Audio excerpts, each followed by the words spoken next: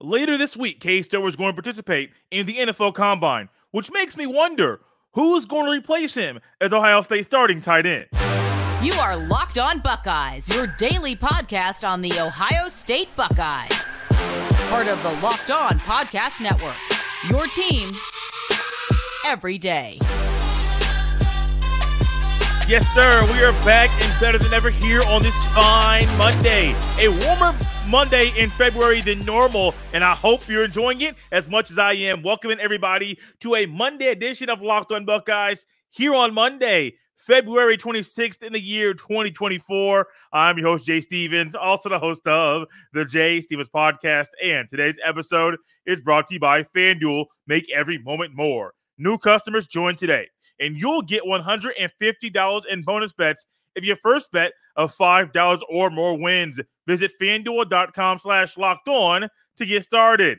The NFL Combine is just a few days away. You're probably like me. You will watch, you will consume, you will enjoy watching the annual Underwear Olympics. Players are out there on the field at Lucas Oil Stadium talking to NFL teams, executives, and coaches all week long, trying to make an impression on a team that might draft them in the upcoming NFL draft. Well, there's one Buckeye that'll be out there that we all loved. Wore number 8 last year. He played multiple positions while he was at Ohio State. It's Cade Stover. And ultimately, that's a big hole that is left on the Buckeyes offense. Yes, it's only one position, but that man did a lot for the Buckeyes in the pass game and also in the run game as well, which makes me wonder who is going to replace him as the starting tight end. First name that comes into my mind, Will Kacmarek. Name anyone to say, Jay, who is that guy? Where did he come from? And why in the world is he coming in this show? Will Kacmarek was a former tight end at Ohio. Yes, the Bobcats, Ohio University, transferred to Ohio State. I'm not sure if it was late December or early January, but he was in that mix of players that transferred to Ohio State within a 3 or 4 week span. It was a short period of time where the Buckeyes got a lot of high-quality players. Yes, Caleb Downs and Will Howard and Quinshon Judkins, they dominated the narrative and the conversation surrounding those players that transferred to Ohio State. But let's not forget Will Kacmarek. He is someone that I do believe knew, hey, there's a void there at the starting tight end spot. Hey, some of the older guys maybe have not cemented their mark as being the next man up, so there's an opportunity for him to play football at the Ohio State University. But also, it's not only that. It's the fact that he is a productive tight end, and in an offense where Ryan Day relies on the tight end a lot for a few key things. Of course, you don't want to just thrust somebody in there that hasn't really proven himself in practice or in the games that he has played in at Ohio State because he might not be ready. Yes, there's G. Scott Jr., there's Jelani Thurman. We're going to talk about G. Scott Jr. later. There's Bennett Christian, who had to sit out for a year suspension. I do believe it was due to a positive PED test. And so there's a lot of guys out there on the team, but I don't think Ryan Day, Coach Key, or anybody else that's out there on Ohio State, that they're sitting here thinking and saying, oh, wow, they're wowing me. Oh, wow, they're doing a lot of things that are great that make me believe that they are the guy. I don't know, man. I think if that was the case, you're not going to bring in Will Kacmarek from Ohio University if that were the case. But I do think Will Kacmarek is a guy. Now, even though he's a lesser-known player, some of you might say Jelani Thurman. I don't know if Ryan Day is going to play a freshman at this point in time, simply because if he does, it might not be the best thing for the team overall. I got a new ring light if you guys are watching on the YouTube, and it was messing with my eyes a little bit, so I'm trying to change the light setting to make sure that it works. So I took my glasses off. Things were a little blurry for a little bit, so I'm trying to change things up. Y'all might be saying, Jay, blurry? What you been doing, bro? Nothing of that nature. Just trying to use a new ring light here on the show. But I think Will Kacmarek is a guy, and I do think I bring him up now because we're, less than 2 weeks away maybe a week away. I believe it's more so a week away from the start of spring practice. And so you're going to hear a lot of names out there that are guys that people are saying, oh, they're flashing. Oh, they're doing this good. Oh, they're doing that good. I'm just going to sit up here and tell you right now on a Monday, don't believe a lot of things you're hearing. Because to me, if you tell me somebody's flashing, they're going to play. They might flash a little bit here or there, but ultimately, that flash might not be enough for them to play, but you might hear so many things. We got to find a way to get this guy on the field. We got to find a way to get that guy on the field. And ultimately, what do you find on game day? They're not on the field on between the lines. They're on the field, but on the sidelines because the other guys in front of them got better just like they did. And so they didn't make a mark enough to put them on the field. I do believe Will Kazmarek, though, is going to do a phenomenal job of making a name for himself in spring practice so that when his number is called on the spring game, you're like, oh, that's why that guy came to Ohio State. That's why Ryan Day went after him and snagged him out of the transfer portal. That's why that guy came to Ohio State and he's here to replace Cade Stover. Now, that's my guess now. What we say now is not always going to be the case. So I'm not going to sit up here and say, hey, this guy's going to do it no matter what. Nothing can change it. Even if he flops during spring practice, he is going to have the job no matter what. I'm not going to say that. I am not, because I'm not here to predict, hey, maybe he has a bad spring practice and doesn't adjust and doesn't move up to the level of play that is needed by the Buckeye tight end. I don't know. So, yes, I can make a definitive statement like, hey, this is who I think is going to replace Cade Stover, but also realize to keep it in context, there are things that are going to happen over the next few months, literally few months, not the entire offseason, that might derail Will Kazmarek from being the starting tight end at the Ohio State University. But I'm curious. I am curious. Who do you think the starting tight end is going to be? Some of y'all might have said Jelani Thurman or G. Scott Jr. Going to touch on G. Scott Jr. later. I think Jelani Thurman might be more of a backup role. Might be more of your second tight end, literally TE2, if you want to keep it in context there, with the letters to associate with the position and 2 for his spot on the depth chart. If that's what you want to go with, great, go ahead and do it, which wouldn't be a bad deal for a sophomore at all, honestly. But there are so many other guys on the team where you're like, well, that guy. This is the one position that has so much confusion on it. So much confusion. There are questions we're going to ask about Ohio State's offensive line later in the week. Trust me, I have my own thoughts about this position group because they're just big. You got one side of the line already cemented. Really, you could say center cemented as well. Right guard, right tackle.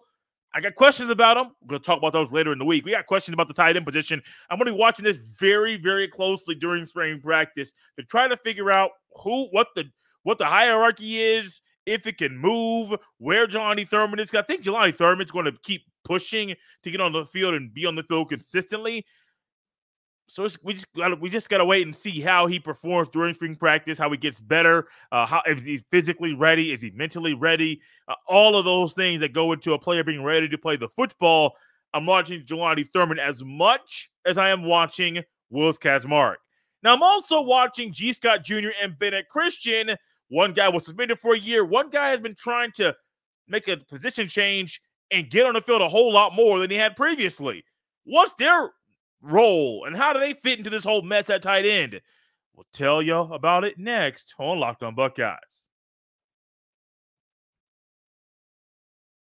This episode is brought to you by FanDuel Sportsbook. Get buckets with your first bet on FanDuel, America's #1 sportsbook, because right now new customers get $150 in bonus bets with any winning $5 bet. Guys, that's $150 simply if your bet wins. You're able to bet on all your favorite NBA players and teams with quick bets, live same-game parlays, exclusive props, and more. Especially Major League Baseball is back. Spring training is upon us. If you want to get some future bets for college football or the NFL, FanDuel is your place to make that happen. Just visit FanDuel.com/lockedon and shoot your shot. FanDuel, official sportsbook partner of the NBA. Locked On has launched the first ever national sports 24/7 streaming channel on the YouTube. And now it's also available on Amazon Fire TV and the free Fire TV channels app. Locked On Sports Today is here for you 24/7, covering the top sports stories of the day with the local experts of Locked On Plus, our national shows covering every league. Find Locked On Sports Today now, available on the free Fire TV channels app, part of the Locked On Podcast Network, your team every day. Now, some of you watching the YouTube, you see G. Scott Jr. versus Bennett Christian. Now, I could have been saying G. Scott Jr. or Bennett Christian, but I personally believe when it comes to the tight end position, these two guys, they're not neck and neck in playing time. They're not neck and neck as far as experience on the Buckeyes roster. But I do think these two guys are two players that the coaches are trying to figure out, should they play them? If it's yes, how often do you play them? And if you play them or if you don't play them, how does it impact the culture inside the Buckeyes tight end room? When it comes to G. Scott Jr., he's played. Has he done anything to wow you or say he has to be on the field? Not me. Maybe you, but not me. I think the youth of Jelani Thurman and the experience of Will Kazmarek at Ohio make them two players that should play more, at least right now, than G. Scott Jr. And that's not to say G. Scott Jr. is going to do bad things on the football field or someone that is not up to par, up to standard of what Ohio State needs from a backup tight end, maybe a third string backup tight end, maybe a second string backup tight end. I don't know, but he's been trying to make he made the transition from wide receiver to tight end because I think he realized he was not going to get on the field as quickly as he would like to at wide receiver, so he went to tight end. Let's keep it in context. If he was still at receiver, he still ain't playing. So it's not like if he was still that receiver, he would play on the football field. No. If he was still a receiver, he wouldn't play. So he's going to tight end to play more, and honestly, it's a slow process to make that transition from wide receiver to tight end. You might say, Jay, why is that such a slow process? One, now I don't know his starting weight, but I do know Ryan Day prefers his tight ends to be primarily between 245 to 255 pounds. Like, that's what Ryan Day primarily wants his tight ends that are on the field. 245 being the low end. Now, I remember at one point a couple years ago, they said, hey, G. Scott Jr. is a hamburger away from 225, which was a massive improvement. Now, I'm not trying to sit here and say like that was not good. No, he was needing to bulk up and put on weight. Now, one thing that I say when players put on weight, and we talk about it with Brian Smith whenever he's on the show talking about the Buckeyes recruiting, hey, if you are someone who puts on weight, are you going to be able to be as fast as you were previously? Probably not. But how much speed do you lose? How much quickness do you lose? How much mobility do you lose? How much of a lot of things do you lose as you put on that weight? That is a valid thought to have. That's not crazy. It's valid. So G. Scott Jr. has put on the weight. He has found a way to get on the field. But I'm almost wondering if at the end of spring practice, when the other portal window opens, if he hops in the portal because it's Will Kazmarek and Jelani Thurman that are above him on the depth chart. And ultimately it's, hey, he wants to play.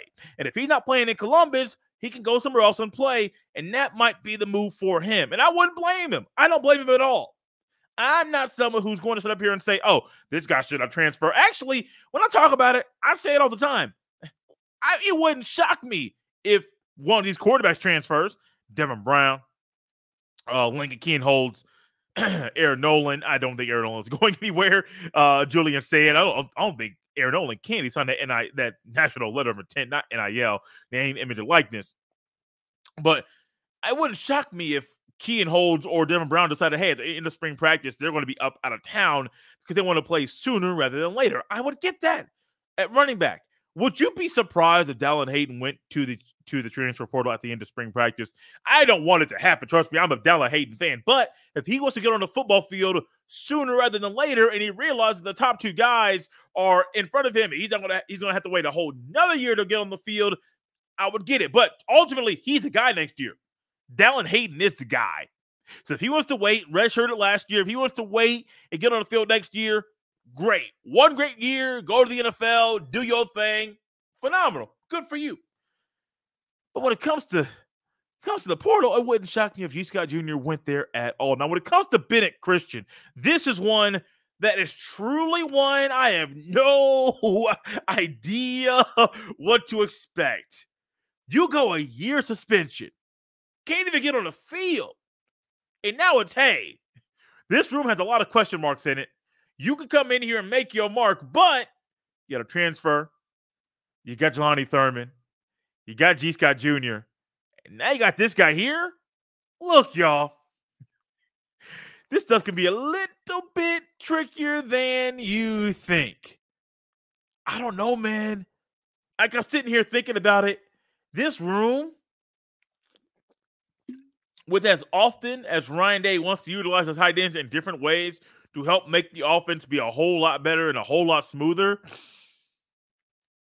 it's going to take a lot of work of Ryan Day to get these guys up to speed by the end of spring practice. I'm not going to sit up here and say that it's not going to happen. That at the end of spring practice, these guys will not be ready to play because, trust me, it can happen. However, I doubt it. It's a playbook to learn. It's a physicality to learn for Will Kazmarek. It's Bennett Christian getting back up to the swing of things. Is G. Scott Jr., is he the leader? And is he able to be starting tight end at Ohio State this year? As much as I say no, I could be wrong. I absolutely could be wrong. I don't want to be negative on a guy. I just don't know what to expect. But hey, I am not a coach. I am not there in the Woody. I am not there during the fall camp. Winter conditioning. I am not there at all in the preparations for spring practice. Your boy is not there, which is perfectly fine. I will let my eyeballs, as I put my glasses back on to try to do this again, I will let my eyeballs do the talking for me, analyze the football for me. Now, eyeballs and brain, those two work hand in hand in this area. Eyeballs will let me see, and then my brain will help me decipher what I see. But I am hoping that when it comes to this position, when we watch a spring game, I believe it's on April 13th on that Sunday, not a Sunday, Saturday afternoon in the shoe. After we watch a spring game, we'll have a better handle on this position as a whole, where these four players stand, what they mean. Maybe you want to get a little bit of different play, a different look from your tight end, which directly impacts a guy like Brock Shotley, who's a four-star tight end from Northeast Indiana, who Ohio State is high on. I believe he's coming to Ohio State on a visit in, I think it's March, end of March. There are a few players, recruits that are coming to Ohio State. Kind of a big recruiting day, I'm sure, for the Buckeyes. Hey, do what you got to do to get these guys in, because as you do that, as you get these guys that are tight ends in, and they see, oh, well, last I heard, they didn't know who was going to be replacing Cade Stover, or they had an idea, but they weren't really sure how he was going to be utilized. You go there to that practice, you're like, oh, that's what they're doing. I can do that. Oh, yes. I can do that. I can do what he's doing. I do it already. This is the recruit speaking when they go to practice, and they're like, oh, wait, this is what y'all doing here? Oh, man, this is right up my alley. This is what I do believe Ohio State is going to be looking at. But, hey, this position is one of those to watch all offseason, spring practice, the summer, fall camp, and beginning of the next season as well, because we realize the tight end position in Ryan Day's offense is very, very important. If you have the wrong guy there, it could mean bad news bears for the Buckeyes offense. Now, we talk about the tight ends at Ohio State and who should play, where they fall on the depth chart. But what about how Ryan Day might utilize them in possibly using more 12 personnel in the fall? I'll tell you about that next on Locked On Buckeyes.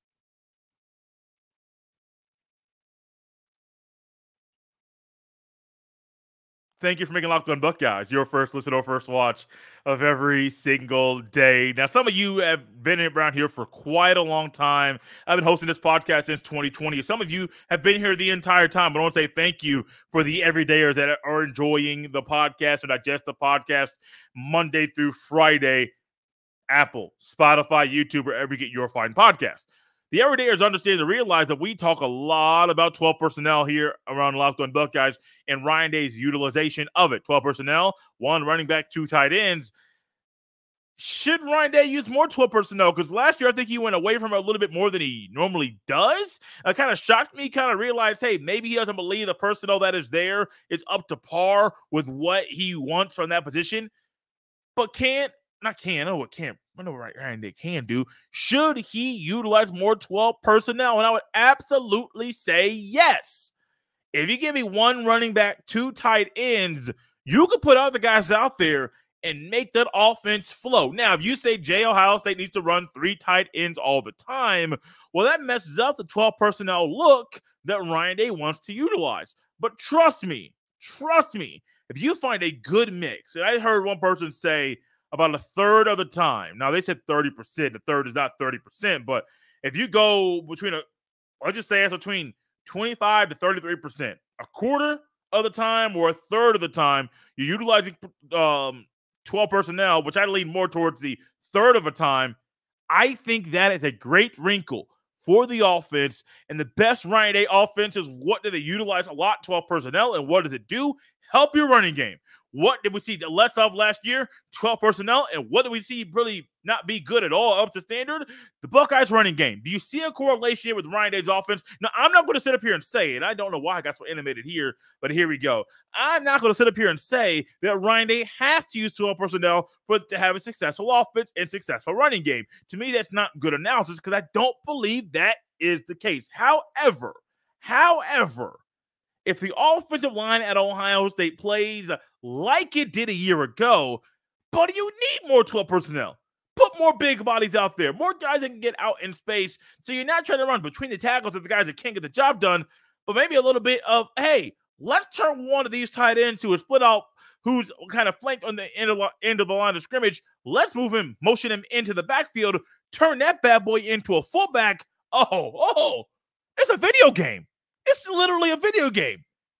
Motion to the backfield, turn it to a fullback. Hey, running back, get behind that big boy in front of you, and let's tote that rock. Now, I say video game. I am excited for EA Sports NCAA Football 25. Can they really use NCAA? Sure. Let's go with it. NCAA Football 25, which still sounds weird to say 25, not 24, but that's how they've always numbered and called the game. Great.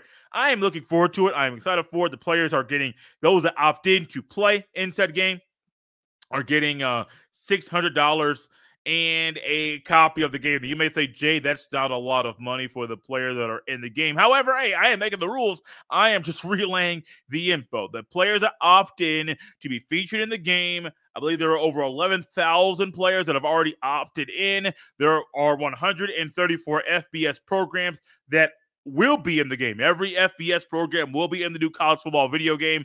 And so I'm happy for the game to be back. It's been a long time. I still use and play NCAA Football 14. Not as religiously as I used to. Life's a little bit busier than it was even a few months ago. I've been married for a while. But marriage, I play less. I started dating my now wife, but back when she was my girlfriend. I played a whole lot less. And but buddy, trust me, Single J, man, that was a good old time playing that game. I'm on my second actually disc of that because, well, my first one, maybe this is my third. I know at one point it was my third disc. The game just wore that thing out, y'all. It was crazy. What's also crazy is how good this offense is going to be with Ryan Day utilizes more of a heavier set. Now, what we have seen Ryan Day do, which I'm not really opposed to, but I do know the defense it differently if you just make one quick alteration. Now, Ryan Day has used it's been 12 personnel by number, but truly it's just the 6th offensive lineman because 1 year was Josh Fryer. I think last year was Luke Montgomery. He just brings in, hey, I'm bringing in an offensive lineman wearing an eligible receiver number. Cool, great, that's fine. Didn't really see the success out of that like you wanted to last year or even the year before. So how about we go back to, if you have the personnel, 12 personnel. I remember, was it Jeremy Ruckert and Cade Stover at one point were the 12 personnel, were the 2 tight ends at 12 personnel. And I'm like, oh, this is what Ryan Day wants. Oh, now it all makes sense. And if you're a young player or a young recruit that's trying to figure out what Ryan Day wants from his tight end, go back and look at that time period in Buckeye football history. I think you will see what Ryan Day wants and why it was so much fun to watch. What I do believe will be fun to watch as we wrap up this show is these Buckeye tight ends in the fall. And I hope it's better than advertised. I truly hope that at some point in time, we're sitting here talking, saying, well, Jay said this, Jay said that, Jay had his own expectations, and the play on the field blew set expectations out of the water. I am hoping that is the case. But if not, an easy way to help the players on the field, put in 12 personnel. Now, also, this is the time of year to work on the footwork, the hand placement, the approach, the vision, what you're eyeing, what you're keying on. That's what I was trying to figure out. That's what you're keying on. This is the time to work on those minute details. They're not minor, but the smaller details that are there, work on them now. So that in the fall, and especially on game day Saturdays, you are not trying to work through the kinks. You're trying to put that thought, that plan into action. Out of here, y'all, on a Monday. Had to take the glasses back off. This new ring light might be messing up my eyes and my head. But we're going to work this bad boy out, work through the kinks to provide you the Buckeye pod you want every day of the week. You can follow your boy on X at jstevens07. Send all of your emails to jstevens317 at gmail.com. Buckeye fans, we're out of here on a Monday. We'll see you next time.